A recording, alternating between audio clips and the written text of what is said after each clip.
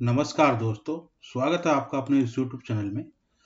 आज मैं library science का एक वीडियो लेकर के आया हूँ, रेफरेंस सोर्सेज। ठीक है, तो शुरुआत करते हैं इस वीडियो का। अंत तक बने रहिएगा, आज आपको कुछ नया सीखने को मिलेगा। ठीक है, a reference source is usually a physical और digital document that you would refer for a more information about any topic. Reference source क्या होता है? एक फिजिकल डिजिटल डॉक्यूमेंट होता है। फिजिकल हो सकता है, डिजिटल डॉक्यूमेंट हो सकता है, जो आपको मोर इंफॉर्मेशन प्रोवाइड करता है किसी भी टॉपिक के रिगार्डिंग। ठीक है सर। रेफरेंस सोर्सेज के कई टाइप्स होते हैं, जैसे कि आप देख सकते हैं यहाँ पे। इसमें है बिब्लियोग्राफिक डिस्क्रिप्शन, बिब्लियोग्राफिकल, एजुकेशनल और लैंग्वेज। ज्योग्राफिकल, तो सबसे पहले हम लोग ज्योग्राफिकल सोर्सेज के बारे में पढ़ते हैं।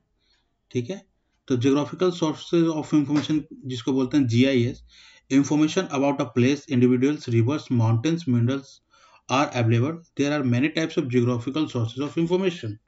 ज्योग्राफिकल सोर्सेज ऑफ इंफॉर्मेशन वो होता है जिससे किसी फिजिकल प्लेस के बारे में, रिवर्स के बारे में, माउंटेन्स के बारे में, मिनरल्स के बारे में दिखाई जानकारी प्राप्त प्रदान करता है आपको, जैसे कि भूगोल जिसको कहते हैं। ठीक है, इसमें सबसे पहले क्या है? मैप। मैप क्या होता है? सरफेस का रिप्रेजेंटेशन होता है। मैप्स जनरल रेफरेंस के लिए हो सकता है, पॉलिटिकल, फिजिकल और थीमेटिक बेसिस पे भी इसका रेफरेंसेस हो सकता है।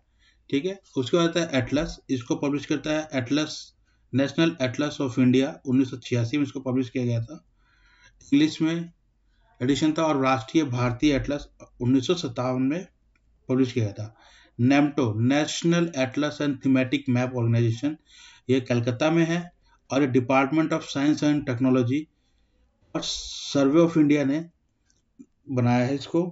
1767 में, 1767 में बनाया गया था। इसका हेड ऑफिस कहाँ है? देहरादून में है। उसके बाद आपके आ जाते हैं हम गजेटियर पे। Gazetteer kind of geographical directory होता है। वो स्पेसिफिक इंफॉर्मेशन प्रोवाइड करता है हमें किसी प्लेस, माउंटेन, सी और ज्योग्राफिकल कंडीशन के बारे में। ये गजेटियर इंटरनेशनल हो सकता है, नेशनल हो सकता है और लोकल हो सकता है। ठीक है, नेशनल गजेटियर के एग्जांपल्स हैं gazetteer of India, Indian union, जिसे गवर्नमेंट ऑफ इंडिया का पब्लिकेशन पब्लिश करता है, जिसका हेड ऑफिस न्यू दिल्ली में, और ये specially ministry of information and broadcasting के द्वारा पब्लिश किया जाता है। इसके 4 पार्ट्स होते हैं: country and people, history and culture, economic structure and activities, administration and public affairs. ये 4 पोर्शंस होते हैं, जिसमें कंट्री एंड पीपल में कंट्री, देश और उसके लोगों के बारे में बताया जाता है। हिस्ट्री एंड कल्चर, उसके साहित्य और इतिहास के बारे में बताया जाता है। इकोनॉमिक स्ट्रक्चर और एक्टिविटीज, जो आर्थिक परिवेश है वहाँ के, उसके बारे में बताया जाता है। एडमिनिस्ट्रेटिव एंड पब्लिक अफेयर्स, इसमें प्रशासन और लोक प्रशासन की व्यवस्थाओं के बारे में बताया जाता है। Guide book, guide book information provide करता है किसी ट्रैवल और टूरिज्म रिलेटेड फैसिलिटीज के बारे में। ठीक है, अगर कोई ट्रैवल करने जा रहा है किसी कंट्री में, तो वहाँ की गाइड बुक को वो रेफर करेगा। ठीक है, उसके बाद बायोग्राफी। बायोग्राफी रिप्रेजेंट करता है personal information of the famous personalities of the world, written by himself, herself. ये बायोग्राफी किसी भी इंटरनेशनल पर्सनालिटीज को, फेमस पर्सनालिटीज के इंफॉर्मेशन को प्रोवाइड करता है, पर्सनल इंफॉर्मेशन को। जैसे महात्मा गांधी के बारे में सर्च करना है तो उनके बायोग्राफी को पढ़ेंगे, सुभाष चंद्र बोस के बारे में पढ़ना है तो बायोग्राफी के बारे में पढ़ेंगे उनके, हिटलर की बायोग्राफी पढ़ेंगे हम लोग। ठीक है, who's who, Indian news and feature alliances इसको पब्लिश करता है। इसका हेड ऑफिस न्यू दिल्ली में है। उसके बाद है लाइब्रेरी सर्विसेज में, जिसमें रेफरेंस सर्विसेज जो है एस आर रंगनाथन ने इस पर इंपॉर्टेंस दिया था, और ये 5 लॉज ऑफ लाइब्रेरी साइंसेज में भी इसका वर्णन किया था। 1940 में एस आर रंगनाथन ने एक बुक पब्लिश किया था जिसका नाम था रेफरेंस सर्विसेज, और इसका सेकंड एडिशन जो पब्लिश हुआ था 1961 में पब्लिश हुआ था। एस आर रंगनाथन पहले लाइब्रेरियन थे वर्ल्ड के जिन्होंने लाइब्रेरी सर्विसेज को इम्पोर्टेंस दिया गया था। और इनके according to S R Ranganathan, library service is to deliver the right book to the right reader at the right time. S R Ranganathan के अकॉर्डिंग लाइब्रेरी सर्विस का रोल क्या है?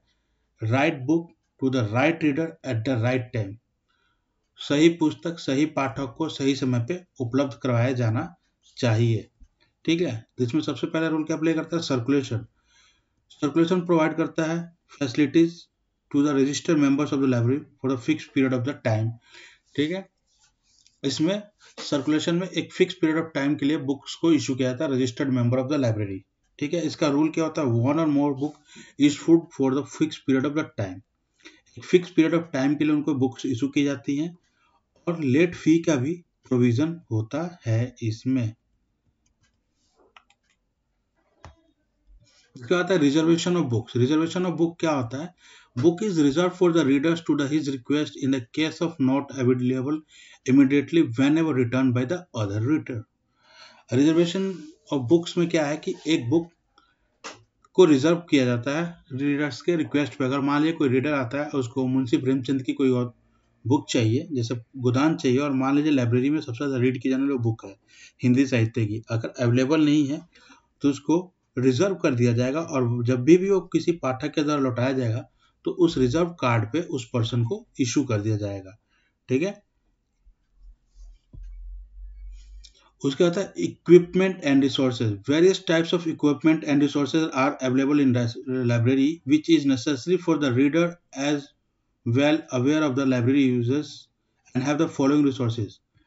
तो इक्विपमेंट और रिसोर्सेज के बारे में एक स्पेशल सर्विसेज होती हैं जो लाइब्रेरी में अवेलेबल होती हैं और रीडर्स के ज़रूरत को फुलफिल करती हैं, और रीडर्स भी उसके बारे में अवेयर होते हैं। जैसे स्टॉक रूम, स्टॉक एरिया हो गया, रीडिंग रूम हो गया, रेफरेंस सेक्शन हो गया, इशू एंड रिटर्न सेक्शन हो गया, कैटलॉग कैबिनेट हो गया, प्रॉपर्टी काउंटर हो गया, क्लॉक रूम हो गया। ये अलग अलग सेक्शंस हैं।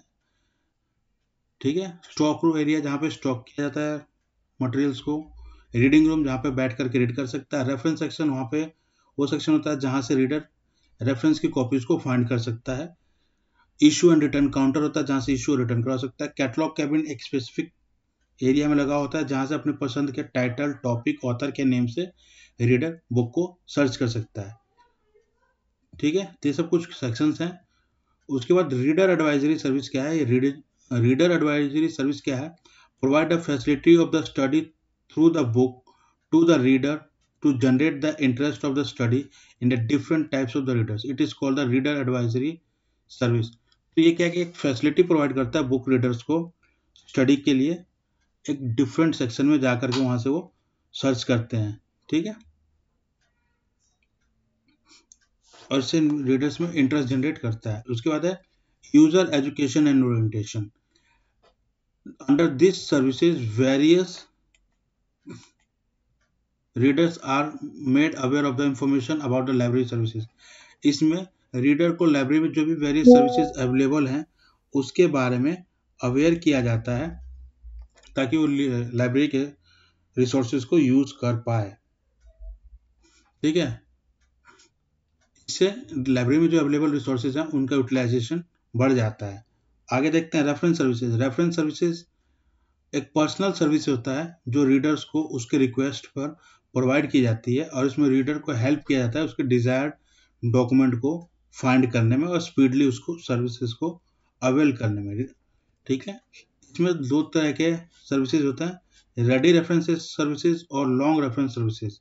ठीक है, तो रेडी रेफरेंस सर्विसेज वो होते हैं the services on the requested by the reader और for the immediate reference services. ठीक है, जैसे इसमें रेडी रेफरेंस सर्विस में क्या होता है कि उसको इमीडिएट रिस्पॉन्स दिया जाता है। मान लीजिए आपके पास आया और उसको कोई बुक नहीं मिल रही है,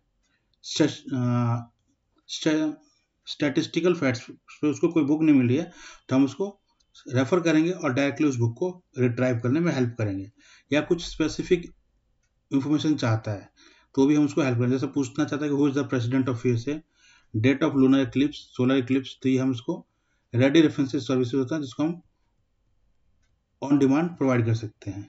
लॉन्ग रेफरेंस सर्विसेज वो होता है कि जो स्पेशल डिमांड पे प्रोवाइड की जाती हैं रीडर्स को। ये subject experts, professors, doctors, engineers होते हैं, और answer is not provided immediately, some time is needed by the librarian. इसमें क्या होता है कि उसको स्पेसिफिक जज्ड आंसर चाहिए रेफरेंस, स्पेसिफिक रेफरेंस के लिए, तो उसमें क्या होता है कि इमीडिएट आंसर्स उसके प्रोवाइड नहीं होता है, उसको कुछ टाइम दिया जाता है कि हाँ इस स्पेसिफिक टाइम के बाद हम आपको सर्विसेज को प्रोवाइड कर देंगे। ठीक है, हो सकता है mainly request for research paper हो और हमारी लाइब्रेरी में अवेलेबल ना हो, तो इंटर लाइब्रेरी लोन के थ्रू हम उसको अवेलेबल कराएंगे अपनी लाइब्रेरी में, फिर जाकर के उसको रेफर करेंगे इंटरेस्टेड यूजर को। ठीक है, इसमें रिसोर्स शेयरिंग बहुत ज़्यादा इंपॉर्टेंट रोल प्ले करता है। रिसोर्स शेयरिंग के मैथड जैसे internet, email, telephone etcetera. Condensation services ये होता है, इसमें brief description of the various type of documents are prepared by the library along with the information by which reader can decide the form of observation of the list that what is the usefulness and the quality of the documents. इसमें brief description provide की जाती है जो library services के अंदर information available है और readers decide कर सकता है अपने ऑब्जर्वेशन के बेस पे कि लेवल ऑफ यूजफुलनेस और क्वालिटी ऑफ डॉक्यूमेंट क्या है उसके नीड के अकॉर्डिंग। ठीक है, तो इसमें सबसे ज़्यादा टाइप्स में क्या होता है, एब्स्ट्रैक्ट सर्विसेज और डाइजेस्ट सर्विसेज होता है। एक इंपॉर्टेंट पॉइंट देख लीजिए, translation services in India is provided by the NISCAIR, new Delhi. ठीक है, इंडिया में जो ट्रांसलेशन सर्विसेज प्रोवाइड की जाती हैं किसी फॉरेन आर्टिकल्स को इंडियन लैंग्वेज में या रशियन, जर्मन, जापानीज आर्टिकल्स हैं उनको एक स्टैंडर्ड लैंग्वेज में ट्रांसलेशन करने के लिए, जैसे इंग्लिश में ट्रांसलेशन करके लिए रिसर्च के लिए प्रोवाइड करना, तो इसका काम कौन करता है, निस्केयर यानी national library and national translation mission, ये दोनों मिल करके उसको प्रोवाइड करते हैं। और नेशनल ट्रांसलेशन मिशन का जो हेड ऑफिस है कलकत्ता में है, निस्केयर का हेड ऑफिस कहाँ है, न्यू दिल्ली में, और नेशनल ट्रांसलेशन मिशन का हेड ऑफिस कहाँ पे है, न्यू दिल्ली में। ठीक है, आई होप आपको आज की क्लास पसंद आई होगी। Please like and subscribe my channel. Thanks for watching.